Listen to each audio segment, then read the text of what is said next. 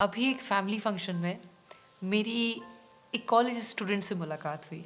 उसका नाम है रजत। रजत ने एक बड़ा ही मज़ेदार सवाल मुझसे किया और बोला कि मैम, जो ये मोटिवेशनल वीडियोस होते हैं ना, उन्हें देखने में तो बड़ा मज़ा आता है, पर इनका असर टेम्परेरी क्यों होता है। फिर आगे रजत मुझसे बोला कि मैम, कोई ऐसा वीडियो बनाइए ना जो ये सिखाए कि खुद को हमेशा मोटिवेटेड कैसे रखा जाए।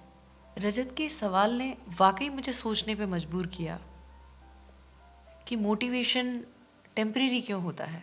आज सबसे पहले इस वीडियो में हम ये जानेंगे कि मोटिवेशन है क्या। मोटिवेशन एक पॉजिटिव फीलिंग है, और जैसा कि हम सभी जानते हैं कि फीलिंग्स टेम्परेरी होती हैं। Fear, love, anger, frustration, peace, ये सारी की सारी फीलिंग्स ही तो हैं और सभी की सब टेम्परेरी हैं। इसी तरह से मोटिवेशन भी एक टेम्परेरी फीलिंग है। हम सभी ने नोटिस किया है कि कोई इंसान अगर एक फीलिंग को, एक इमोशन को पकड़ के रखता है तो वही उसका संस्कार बन जाता है। जैसे हम अपने आसपास कुछ लोगों को देखते हैं कि उन्हें छोटी छोटी चीज़ें परेशान करती हैं। पहले वो एक फ्रस्ट्रेशन होती है, फिर वो बड़े रूप में वो एक एंगर का रूप ले लेती है और उन्हें बात बात पे गुस्सा आता है। वो एक टेम्परेरी फीलिंग को उन्होंने इतने इमोशंस दिए कि वो अब एक उनका संस्कार बन गया है।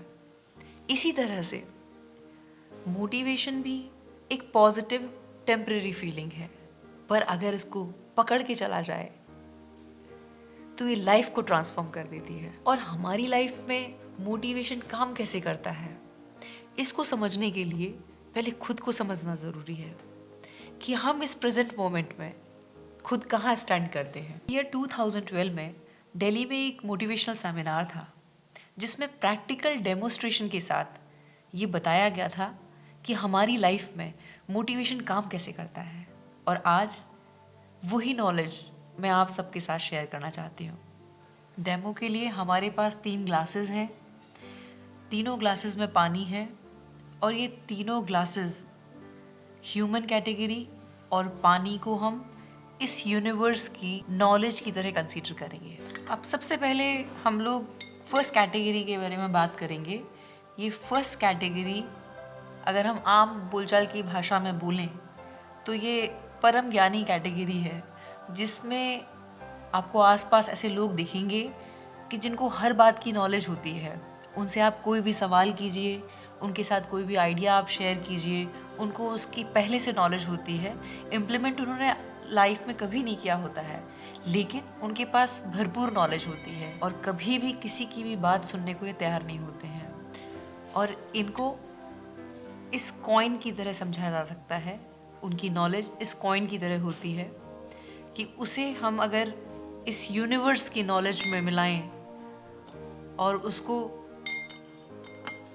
उसमें घोलने की कोशिश करें तो वो कभी नहीं घुलती है। अब सेकंड कैटेगरी की अगर मैं बात करूं तो 2012 तक मैं भी इसी कैटेगरी में थी, और इस कैटेगरी को मैं एक्सप्लेन करना चाहूँगी इनो के थ्रू। जिस तरह से इनो पानी में डालते को ही बबल्स का रूप ले लेता है और बड़े जोश की तरह जितना जल्दी ऊपर जाता है वो उतना ही जल्दी नीचे आ जाता है। इस कैटेगरी के लोग जितना जल्दी जोश में आते हैं, उनका जोश उतना ही जल्दी ठंडा भी हो जाता है। इस कैटेगरी के लोग रातों रात अपनी लाइफ में ट्रांसफॉर्मेशन की एक्सपेक्टेशन रखते हैं और जोश उनका हफ्ता 15 दिन से आगे जवाब दे देता है। ठीक इस इनो की तरह जितना जल्दी उनके अंदर जोश होता है उतना ही जल्दी इनका जोश भी ठंडा हो जाता है। अक्सर हम इंसान इन्हीं 2 कैटेगरीज में रहते हैं और कुछ तो पूरी ज़िंदगी इसी कैटेगरी में रहते हैं। 3 से 5% कैटेगरी के वो लोग होते हैं जो हमारी थर्ड कैटेगरी में आते हैं। और थर्ड कैटेगरी को डिफाइन करने के लिए सबसे सुंदर एग्जाम्पल है हनी का। जिस तरह से हनी अपने गुणों की वजह से सबका प्रिय होता है, उसी तरह से इस कैटेगरी के भी लोग अपने गुणों की वजह से प्रिय होते हैं और इस यूनिवर्स के इस यूनिवर्स की नॉलेज में घुलने के लिए पूरी तरह से तैयार होते हैं। ये अपनी नॉलेज को उस यूनिवर्स की नॉलेज के साथ मिला के बहुत खूबसूरत ट्रांसफॉर्मेशन के लिए खुद को तैयार करते हैं।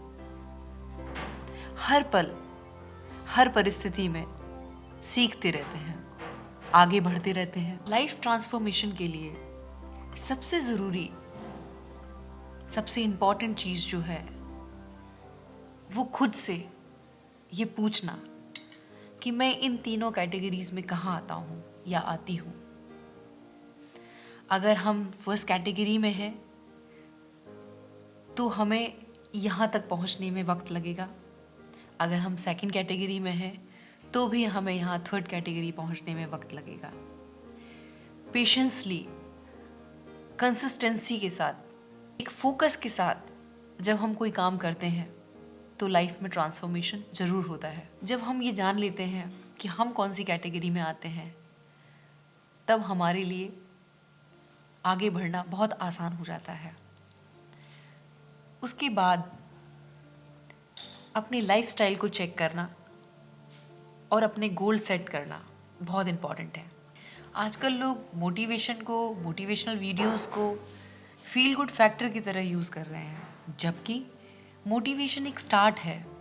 मोटिवेशन पुश करता है हमें एक्शन लेने के लिए, और जब हम कंसिस्टेंसी के साथ एक्शन लेते जाते हैं और अपने गोल जो हमने सेट किए हैं उन गोल्स की तरफ आगे बढ़ते जाते हैं तो सफलता निश्चित है। जब हम अपनी लाइफ में गोल सेट कर लेते हैं तो सुबह उठने के लिए हमारे पास एक वजह होती है अपने सपनों को पूरा करने के लिए, और वो हमें हमेशा एनकरेज, हमेशा मोटिवेटेड रखता है।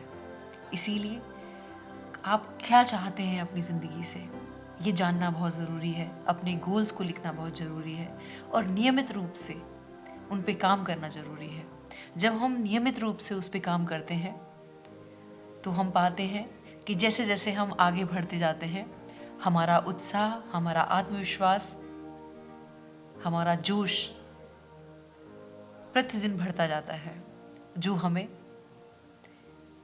एक वजह देता है सुंदर जीवन जीने की। अच्छी किताबों के साथ जुड़ना, अच्छे लोगों के साथ जुड़ना, अच्छी संगत में रहना, ये सारी वो चीज़ें हैं जो हमें नई हैबिट्स डेवलप करने में मदद करता है, हमारे जीवन को एक दिशा देता है। और जब हम अच्छी हैबिट्स अपने जीवन में उतार लेते हैं तो जीवन हमारा खुद ब खुद बहुत सुंदर बनता चला जाता है।